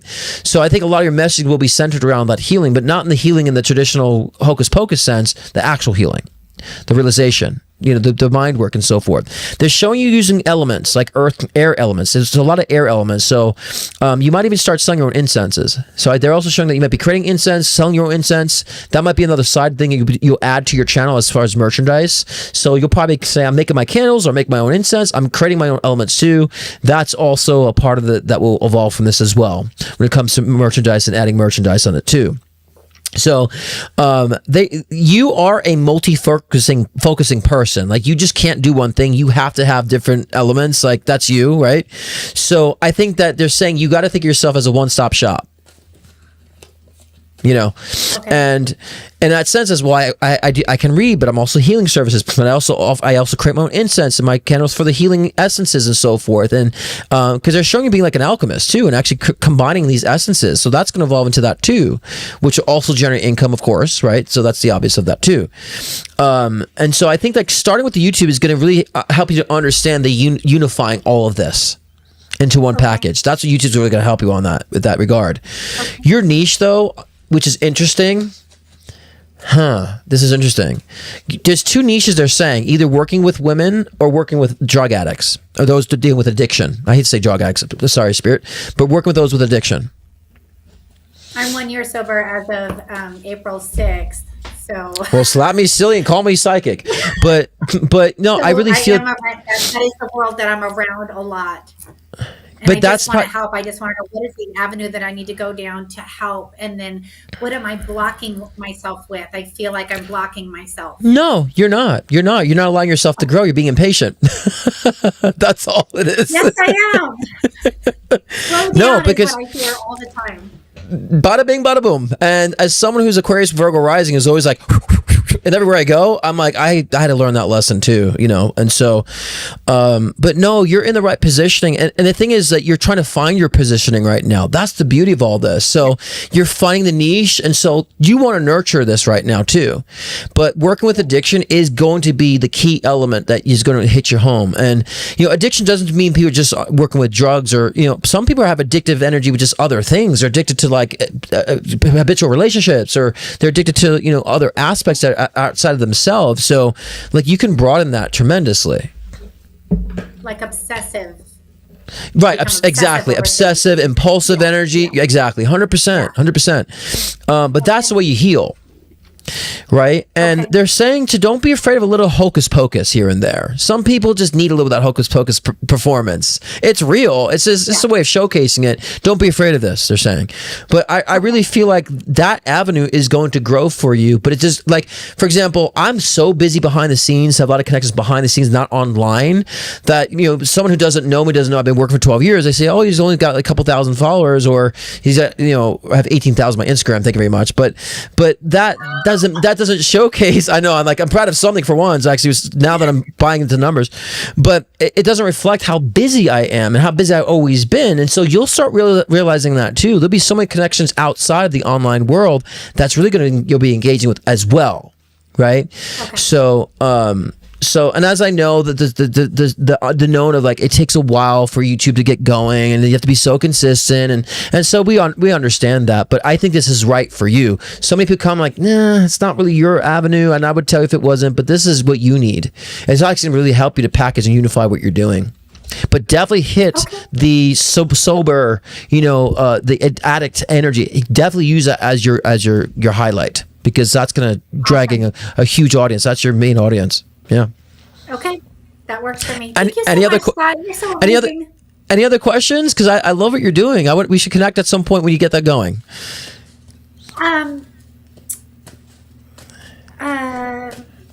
I think you've answered so many. I wrote down, do you see me doing sound healing work? Do you see my YouTube channel? And is that the right platform? I'm working on myself. Is there a way that you see me helping people in the future? You answered that.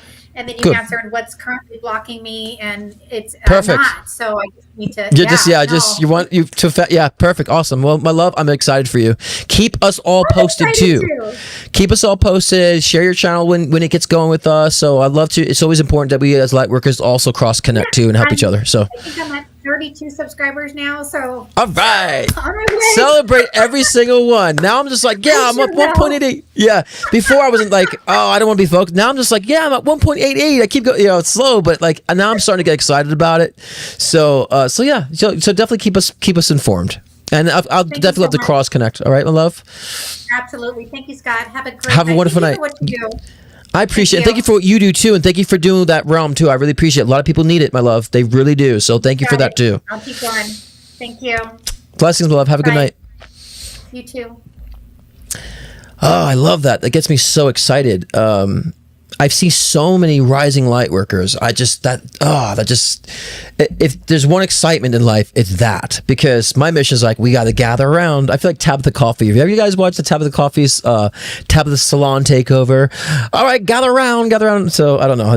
I've been watching her lately. I don't know why, but I feel like I want to gather people around and rise up the voices of people who have so much energy to bring change. And I talk to so many amazing people, and if that, this is why with people who come back with repetitive questions, I know where they're going, and they say, I feel bad I keep coming back to the same question. I'm like, who cares? You're processing. We're going to help you process this. Who cares? You need a cheerleader. We're going to help you get through this, because you have a huge future, huge potential of expression. I will talk about it as long as you need to talk about it until it resonates. I know how to get it to resonate for you. So don't even feel bad if you're overly processing something. There's so much that you're going to get from when you finally get it. Okay, it's okay to process. It's okay to like keep trying to figure things out, and so that's beautiful. I would say this: if you guys are trying to understand your purpose, I think I forgot her name. I'm sorry, I forgot the name, but the wonderful soul that was just on, she's taking her testimony. Now it's like a Christian up in here. She's taking her testimony, is turning into her purpose. That's the point, guys. That's the magic. You're taking the energy, you're turning it to something powerful. That's what you guys have to be doing. So. Wonderful. That makes my night. That charges me when I see people doing that. Awesome. Yeah, did we get Corey's questions, Nina?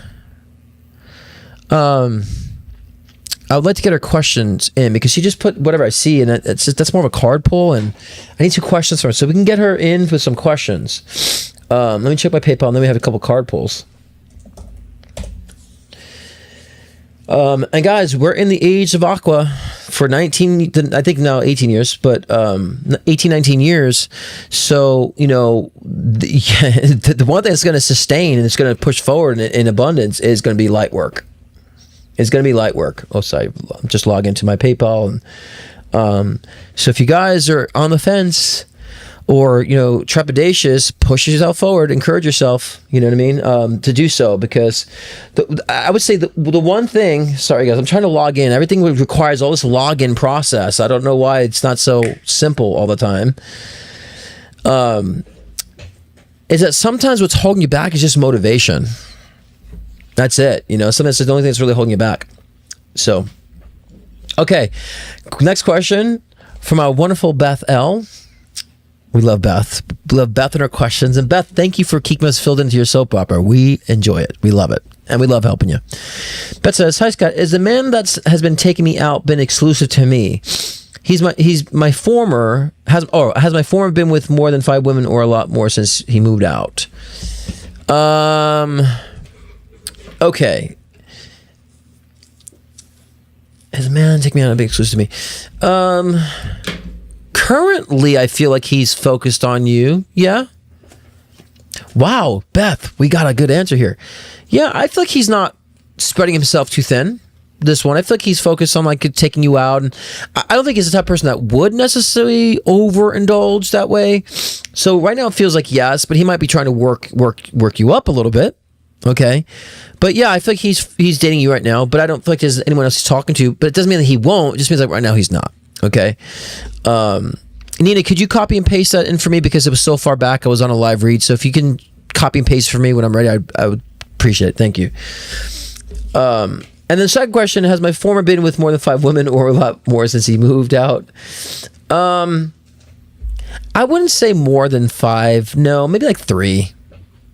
You know, it's been a few. I don't feel like it's been that abundant, Beth, but it's been a few. But I don't know why that question matters, whether or not, right? Because he's your former, but it's not. It's more than 1, but it's less than 5. It just feels around like maybe 3. You know, instances I would say, or 3 things, right? So yeah, that's what I get on that, Beth.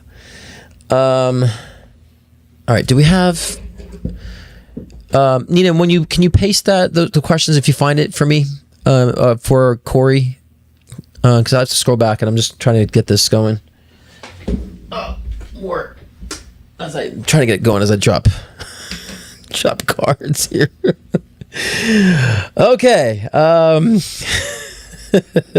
I think these are for Patricia because Patricia, you put in a question right when these cards fell, so we're going to talk about it. Okay, so I think that's awesome.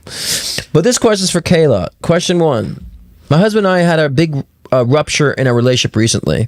I feel unclear what the breakthrough next steps for us is.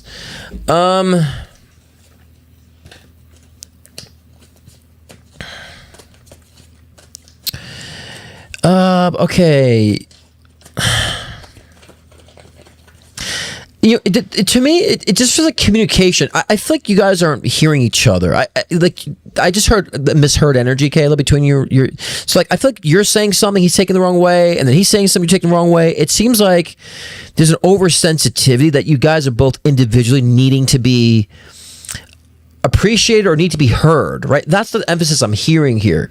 If you do your best in circumstances to take a step back and just to listen and really hear what he's saying and try to understand what he's saying, it'll activate the softness within him to want to do the same. I don't have him here, so I can't tell him that. But that's how you can do so. Because I feel like you guys aren't really hearing what each other's really saying. I think that's the issue. You know? And I do feel like, you know, he's been acting out, I feel like, you know, too, because of what he's feeling. Like, it feels like a midlife crisis energy. I'm not saying he is. It feels like that type of energy.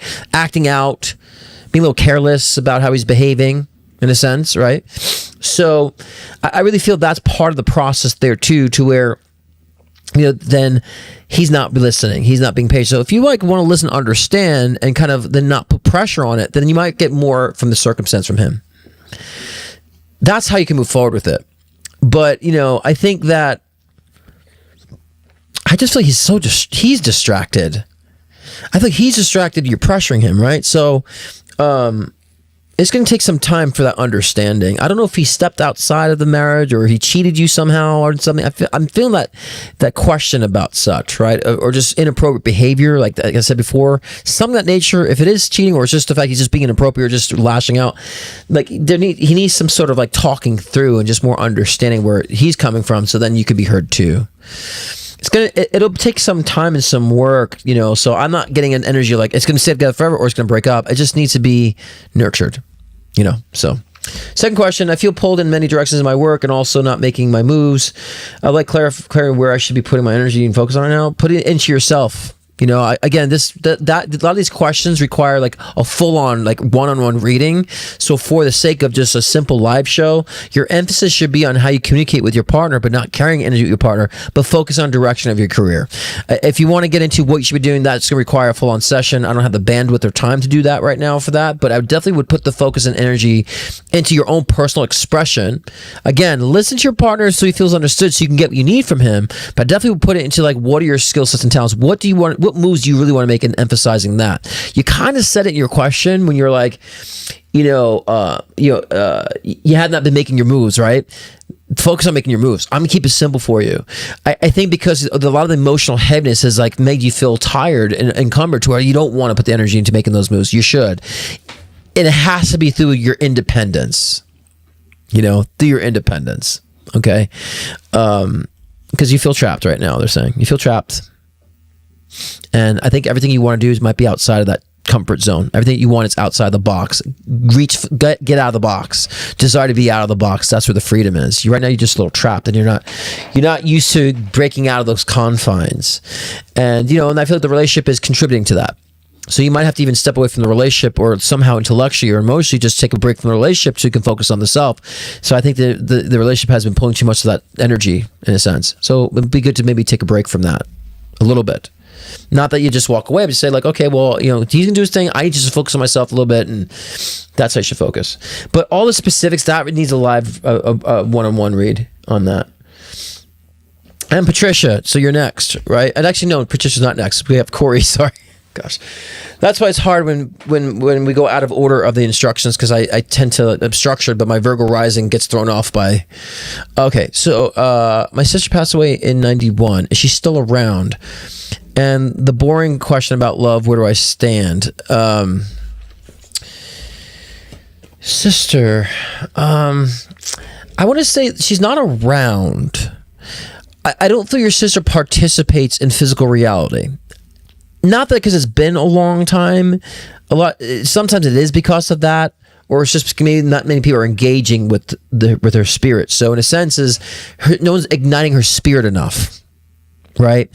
So I think that I would urge you to, if you want to have more connection with her spirit, is to like revive her, like, you know, bring a picture out, keep a consistent energy flow to building up the energy with your sister. Because I feel like she's not overtly around in the physical sense because her spirit is dormant, because no one's been really kind of keeping her alive. So if you want to keep her alive, I would do so. And remember, the spirit version, like I said in the beginning of the session, when we talked about dimensionality of spirit, is always connected to the soul. So that's really on you if you want to. But I really feel like her passing feels heavy to me. I don't feel like people in the physical have resolved her passing to a degree where it's allowed her to want to keep coming in and dealing with physical reality. I feel like the passing has been a difficult passing, so therefore I feel like there's been a reluctance of just being overtly connected to physical reality. People need to be more open and loving and light and bring her in and cherish her if they want guidance. But a lot of times, because it's been so long, I think spirit tends to kind of disassociate unless someone activates them. So I would urge that you do. I don't have any specific message, but again, I'm not doing mediumship, like I said in the beginning of the session. So in the beginning of the session, I said, still question, I'm not doing mediumship because I'm trying to do my bandwidth, but I would urge you, if you want to have communication to her, is somehow try to awaken her spirit, if you wish to have that connection communication, because we always have the connections. They may not be engaged in physical reality, but the connections are always there. Right, so I want us to disassociate with location. Oh, is she around? It's like, well, don't associate your sister with her just wandering around. Understand, there's always a spiritual connection to those that we love. We can activate that communication or not, like as if we pick up a phone or not. Same thing, right? But they're not lingering in the physical world. Okay. So many people probably won't feel her, but maybe keep her memory. But that's because someone's activating her, and then and that's a good question, because I think everyone needs to understand that too. About how to really activate spirit so they can be interactive in our life. Your love life, to me, clearly you're in isolation, but I also feel like you're still not separating from an energy of the past, or there's a past energy lingering or relationship that has to go, right?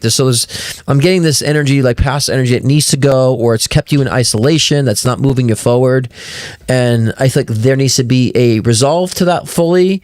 A lot of times we're not over circumstantial things, right? And so circumstantial things we don't get past, right? And so, and a lot of times that will keep us stagnant and moving forward in our relationships, right? So I think there needs to be some clearance of some past residue energy. And when the Hermit card comes about, that's really much about being kind of emotionally isolated, you know? And so, and perhaps you're still considering something of the past that should no longer be, right? And so moving forward, I think there needs to be a refreshed take on your stance of love. Right. So I think once you do, then I feel like things will open up, and not only just your romantic relationships, but relationships around you, but it just feels a little stagnant to me in that sense. And it feels like you're kind of withholding in isolation. It's not negative, but I feel like if you want more of that, releasing whatever that past circumstantial energy that still lingers, and even if the person is still around, maybe it's time to move forward and evolve out of that. That's what it feels like to me. Yeah, and my love, doing it every year in her birthday and her death day, that's fine, but we're talking about a daily occurrence, right? Because that's that she might connect in those moments, but that doesn't keep them around, right? That's ritualistic for you. The spirit's not associated with the birthday or the death day, but they love the energy that you do on those moments. But, I want to be very clear about here being a medium that just saying, hey, I'm thinking about you and I appreciate you and moving on. That's almost like saying, leaving them a message and hanging up. Like, we have to be understanding about how communication works. Right. And when someone has a difficult passing and it's been such a long time, they will just show up, telepathically if you desire to. So, and we don't mean this to do this, but a lot of times what we do is we reach out to spirit. We say, hey, I love you. And then we hang up. We don't let them follow through or give them time to follow through. And that's not because a lot of people don't understand that. That's not bad, but just understand what's happening here. If you want her present all the time and around all the time, then you have to keep her engaged with her all the time. Keep that simple in that sense. But like I said, she's not so fully connected with physical reality because of the length of time, but also because the passing feels very heavy. And perhaps people are still remembering her passing, how traumatic her passing was, not wanting to be curious about where she is currently in the living. So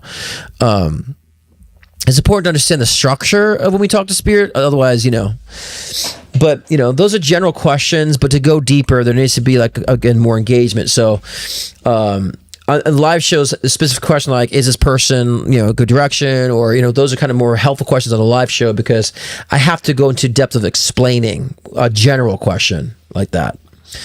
And especially with the love situation, I got to take time to understand if it's subconscious coming in, because I do feel that, that push and pull energy when it comes to love and relationships that I think needs to be cleared out. And so that would require more discussion.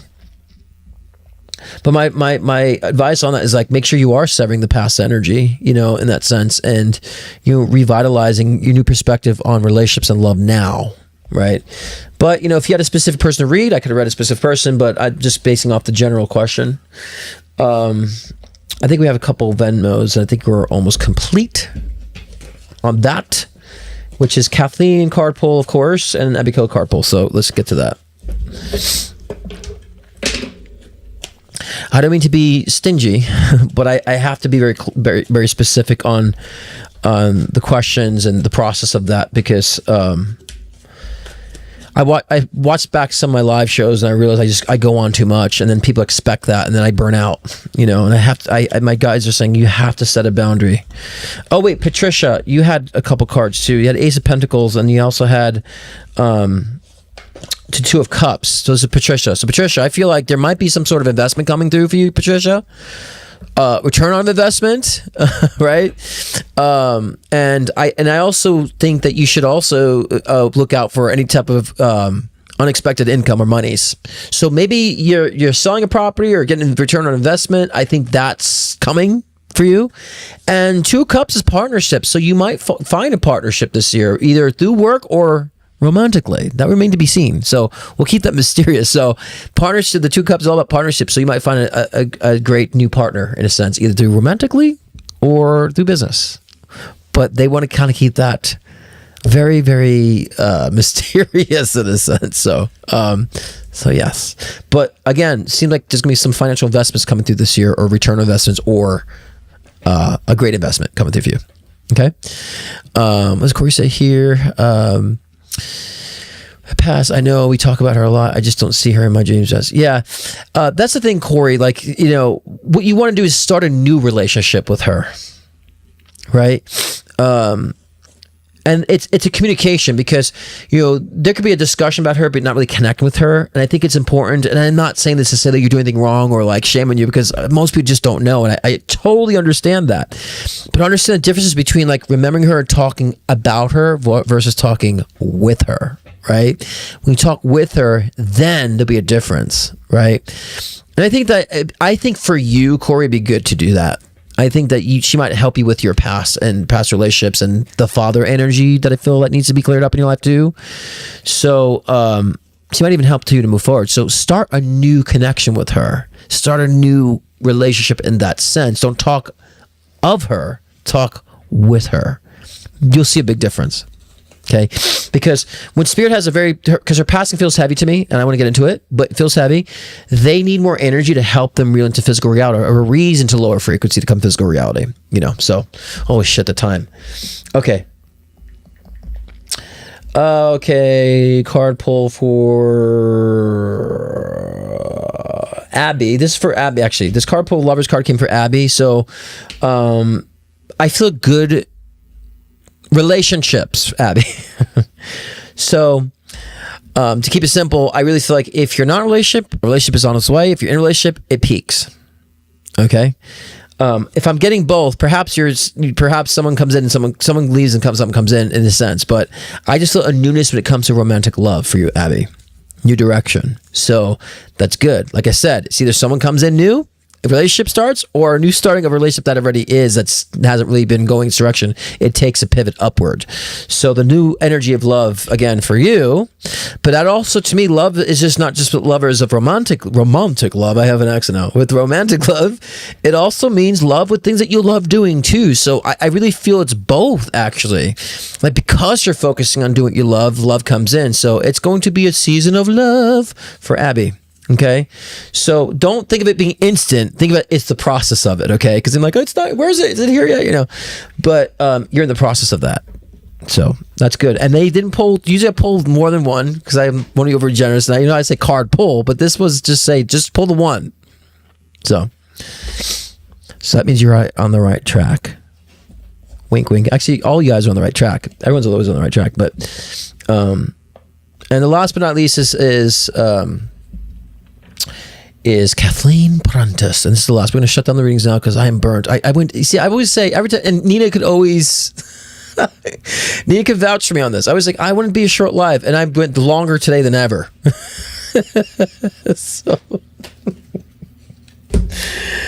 Oh, Kathleen Prentice, you get one card too. This is my new home card. You got the Four of Wands. This is new home card, new energy card. So you might be getting a new home or investment property because it's also my new investment, new home property too, and a card. Usually, it could also mean marriage, but that's also random, spur of the moment. So this card has multiple meanings. It means if you want to get married, this Four of Wands comes out. Yes, marriage. But for me, this is like a new home energy. Either you're doing the home that you're in and creating it new, or a new home is coming, or a new investment property. So I like that energy. So the emphasis will be focusing on new home energy for you. So, and the Lover's card also is coming. They wanted me to slide it with you as well. Is coming from that state of passion, maybe amping up your love life too. Your love life might be amplified because of such as well. Home and love. So that's cool too. For Kate, that was a card pull for Kate. All right, guys, you are all amazing, by the way. So I appreciate all you guys. I love all you guys because you guys, I just always feel your energy. You guys' energy is so awesome. And so what I love about all you guys is that you guys really care about your lives. You care about what you're doing. You're interested in learning more about yourselves. And so you're all amazing for that. And that will always get you far. You might struggle about understanding things or grappling things. That's normal. That's how we did that when we first learned how to ride a bike. Right? We were like, I don't get it. Or even driving a car. But look at us now. We drive with our eyes closed. We're shaving with our leg on the dashboard. We're putting on makeup. People are eating. Right? Some people are playing video games while they're driving. Like we do it now, like so nonchalantly. So understand, even with life, the same premise is true. If you're just trying to understand something, you're going to understand it. And the care that you put into your circumstance, your life, is always going to render you success. Just stop beating yourselves up in the process. Stop beating yourselves up because you think the timing isn't right. The timing is always perfect. And just nurture yourself through the timing. And guess what? Things will work in the perfect timing. How do I know? I've been through all of it. I've been through all the trauma, all the repression, all the acting out of rebellious nature for the sake of being rebellious, all the chip on my shoulder and shutting people out. Then the other side, letting everybody in and not having any boundaries and being taken advantage of. And I've been through both sides of that. And then I also witnessed how things maneuver and how things do shape in my life through my intuition and when not being intuitive and how things do align and unfold and when things are not aligning and unfolding. I've identified what causes all that intellectually and spiritually. And so, and I spent my whole life identifying that. Since I was 4 years old, I was interested in understanding why people behave, and what causes people to react the way they react. And it started with my shitty grandfather that was abusive to my dad. And at 6 years old, he's yelling at my dad, and I just came out and I said, "You don't talk to my dad that way. You make people sick." And it's on video. It's a family heirloom. But I was even then saying, like, you don't behave this way. You don't treat people like that. And so I incarnated one to understand why people are the way they are, why we think the way we do. And so even putting myself through my own trauma spiritually to understand it. You know, and I always say, you know, the issue is that we have is when we're not navigating, and that has been a theme this month for me is navigation. How are we navigating? Are we really driving the show, and how are we driving it? Are we driving right through the disaster? Or are we actually saying, no, I'm just going to pivot and go right this way and take another path? What are we doing? What are we doing? You know, and so the care that you put into yourself is what's going to make you all thrive. And the care can make you thrive now by feeling and knowing and tapping into the intuition that we said in the beginning, and then illuminating your truth and your perspective on life is going to make you thrive even more, because you'll understand the whole purpose behind all of it.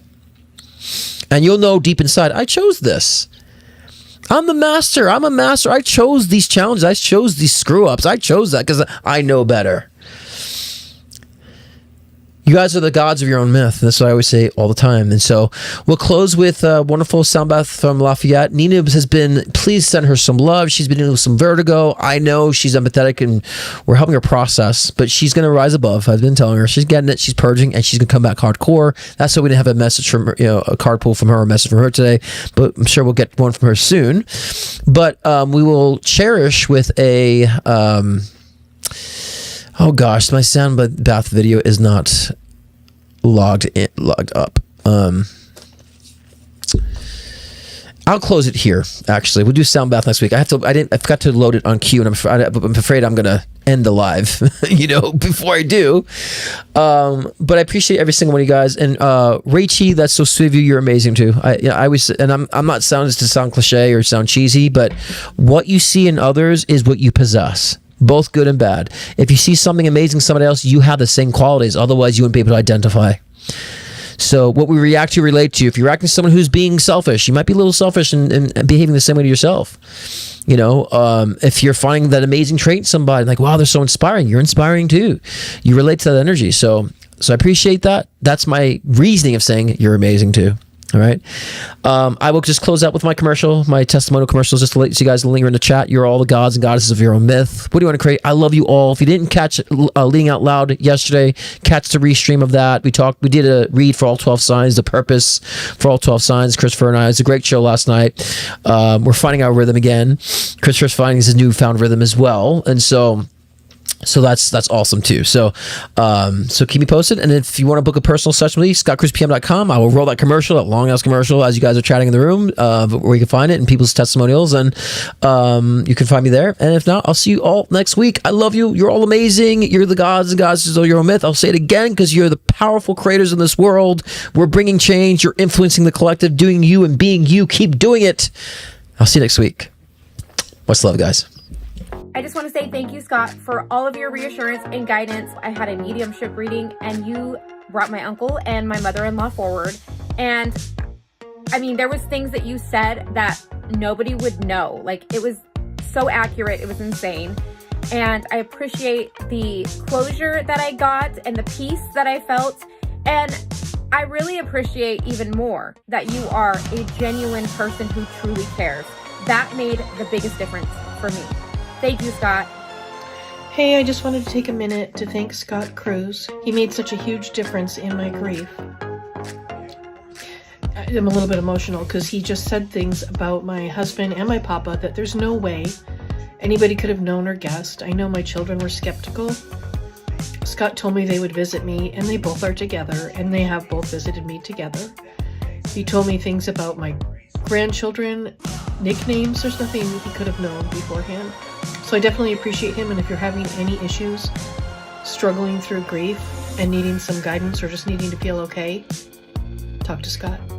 Hey there, my name is Chad, and over the past 6 or 7 years, I've probably had about 4 or 5 readings with Scott Cruz. He brought up personal things that I don't know how nobody else would know but me, and he brought them up, which was just incredible.